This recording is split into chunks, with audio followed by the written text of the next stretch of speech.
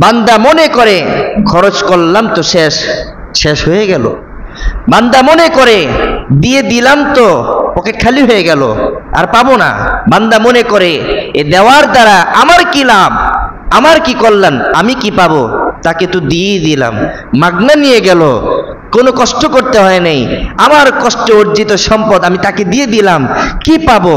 আল্লাহ বলছেন বান্দা মনে করে কি পাবো, দিয়েই তো দিলাম, পকেট তো খালি করেই ফেললাম, একজন এসে বিনা কষ্টে আমার থেকে টাকা নিয়ে গেল, তা আমার লাভ কি? আল্লাহ বলছে তোমার লাভ হচ্ছে তুমি যে খরচ করেছো, ভেবেছ যে তুমি দিয়েছ, ফকির হয়ে গেছ, ফতুর হয়ে গেছ, আর আমি আল্লাহ তাআলা তোমাকে বলছি তুমি দিয়েছ, এটা আমার কাছে জমা আছে, এটার উসিলায় তোমাকে মাফ করে দিব। এটা আমার কাছে জমা আছে। আল্লাহ কি বলেন? এটা আমার কাছে জমা আছে। করজান হাসানা, কোরআনে কারিমে এক আয়াতে আল্লাহ বলছেন হে ইমানদারগণ তোমরা আমাকে কর্জে হাসানা প্রদান করো। এ আল্লাহকে আবার কিসের কর্জে হাসানা প্রদান করবো? আল্লাহ কি টাকা পয়সা লাগে নাকি?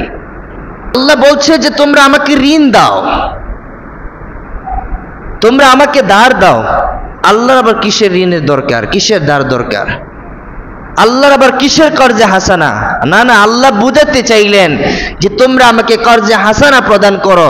এর অর্থ হচ্ছে তোমরা আমার পক্ষ থেকে যে বান্দারা তোমার দুয়ারে যাবে সেই বান্দাদেরকে কিছু প্রদান করো। এগুলো প্রদান করেছো, খরচ হয়ে গেছে, আর আমি আল্লাহ বলছি না, তোমরা এগুলো আমি আল্লাহকে ঋণ দিয়েছো, এগুলো জমা আছে আল্লাহর খাতায়। এক সময় দেখবে ঋণ তোমাদের পক্ষ থেকে দাও আমি আল্লাহর কাছে থাকার কারণে কিয়ামতের ময়দানে ঋণের উসিলায় আমি তোমাদেরকে মাফ করে দিব। বান্দা ভাবে যে খরচ হয়ে গেছে, শেষ, 5 টাকা শেষ, 10 টাকা শেষ, 100 টাকা শেষ, খরচ হয়ে গেছে, লাভ কি আমার? আল্লাহ বলছে লাভ আছে। তোমার দৃষ্টিতে শেষ, আর আমার দৃষ্টিতে, আমার আল্লাহ বলছে আমার দৃষ্টিতে এগুলো শেষই নয়, তোমার দৃষ্টিতে শেষ, আর আমার দৃষ্টিতে হচ্ছে এগুলো আল্লাহর কাছে জমা আছে, আমি এগুলো জমা করে রাখছি। বান্দা কিয়ামতের ময়দানে যদি কোনো গুনাহের কারণে তুমি আটকা পড়ে যাও, তো এই ঋণগুলো আমি তুলে ধরে বলবো যে বান্দা ইয়া আইয়ুহাল্লাযীনা আমানু আনফিকুর উপরে তো তুমি আমল করেছিলা, ওই দিন তুমি ভেবেছিলা তোমার কমন সেন্স ছিল দুর্বল, সীমিত জ্ঞান, এই জ্ঞান নিয়ে তুমি ভেবেছিলা যে খরচ হয়ে গেছে পাবো কি, দেখো ওই খরচই আমার কাছে ঋণ হিসাবে তোলা আছে, অর্থাৎ তুমি যে খরচ করছো ওইটা আমি ঋণ হিসাবে আল্লাহর কাছে জমা রাখছি। আজকে তুমি গুনাহের কারণে, ঈমান দুর্বল হওয়ার কারণে জাহান্নামে যাচ্ছ, আজকে ঋণ তোমার দেওয়া এই ঋণ তোমার সম্মুখে রাখলাম, এই ঋণই তোমাকে জান্নাতে পার করে দিবে, এই ঋণ তোমাকে জান্নাতে নিয়ে যাবে। তা আমরা যে দুনিয়াতে খরচ করি এটা কি আসলেই খরচ? আমার কমন সেন্স কি বলে, আমার জ্ঞান কি বলে?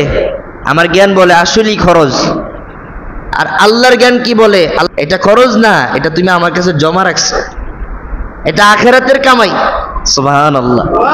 সদকা এটা আখিরাতের কামাই। রিজিক কোন ব্যক্তি যদি প্রদান করে বুঝে নেবেন এটা আমি আখিরাতের কামাই করছি। যাকাত কোন ব্যক্তি যদি প্রদান করে বুঝে নেবেন এটা খরচ নয়, এটা আখিরাতের জন্য, আখিরাতের কামাই, এটা আমি আখিরাতে জমা রাখছি। আল্লাহ যেন আমাকে আমার দ্বারা যে গুনাহগুলো হয়ে যায় এগুলোর জন্য যেন আমাকে পাকড়াও না করে, এগুলো জমা রাখলাম, কমপক্ষে এগুলোর দ্বারা যেন আমি ছাড় পেয়ে যাই, মুক্তি পেয়ে যাই। তাহলে আমার দান, সদকা, রিজিক এগুলো আমি কেন করছি? আখিরাতের কামাই। বলেন কেন করছি? বলেন আখিরাতের কামাই।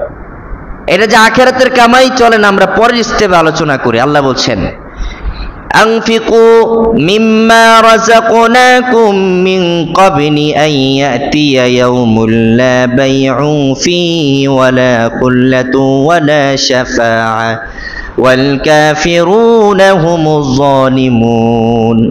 এখানে আল্লাহ বলছেন খরচ করো মিন ক্বাবলি, ওই দিন আসার আগে, যেই দিন কোনো কেনা বেচা হবে না, যেই দিন ঢের সম্পদ খরচ করেও তুমি মুক্তি পাইবা না, যেই দিন অরেল সম্পদ ছেড়ে দেওয়ার পরও কোনো মুক্তি নাই, খুল্লা, কোন বন্ধু বান্ধবের পরিচয় পাওয়া যাবে না, ওয়ালা শাফা, কোন সুপারিশকারী পাওয়া যাবে না আমার আপনার পক্ষে।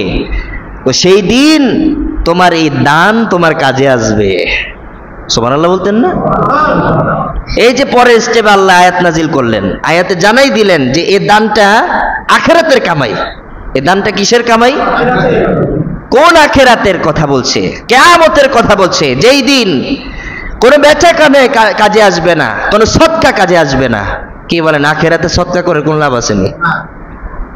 আখিরাতে যদি গিয়ে বলেন যে আল্লাহ আমি এখন বুঝতে পারছি তো এখন আমি দান করি, আমার যত সম্পদ আছে সব আমি দান করে দিলাম, কোনো লাভ আছে? মানুষের মৃত্যুর পর কোন আমলই বান্দার জন্য কাজে আসবে না, শুধু একটা আমল কাজে আসবে। হাদিসে 3টা আমলের কথা আসছে, তার ভিতরে একটা আমল হচ্ছে সদকায়ে জারিয়া। তাহলে বোঝা গেল আমরা যে সদকা করছি, আমরা যে জাকাত দিচ্ছি, আমরা যে ফকির মিসকিনকে ভিক্ষা দিচ্ছি, যেটা আমাদের ভাষায় বলি, ওইটা আখিরাতের কামাই। কিসের কামাই? আখিরাতের। আর ওই কামাইটা আপনি আখিরাতে গিয়ে করলে হবে না, ওই কামাইটা আপনাকে কোথায় থেকে করতে হবে? দুনিয়াতে থেকে। এজন্য বলছেন মিন কাবলি আন ইয়াতিয়া ইয়াউমুল লা বাইউন ফীহি ওয়ালা খুল্লাতু ওয়ালা শাফাআ।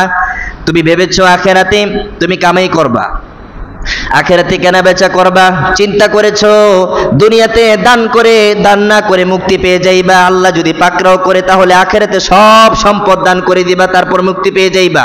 আল্লাহ বলছেন আখিরাতে কোনো কেনা বেচা হবে না, ঢের সম্পদ দান করলেও কোনো লাভ হবে না।